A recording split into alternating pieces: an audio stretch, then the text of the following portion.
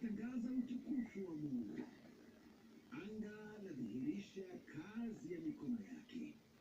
Mchana wa upasha habari, mchana ufuatao. Usiku unatisha usiku ufuatao.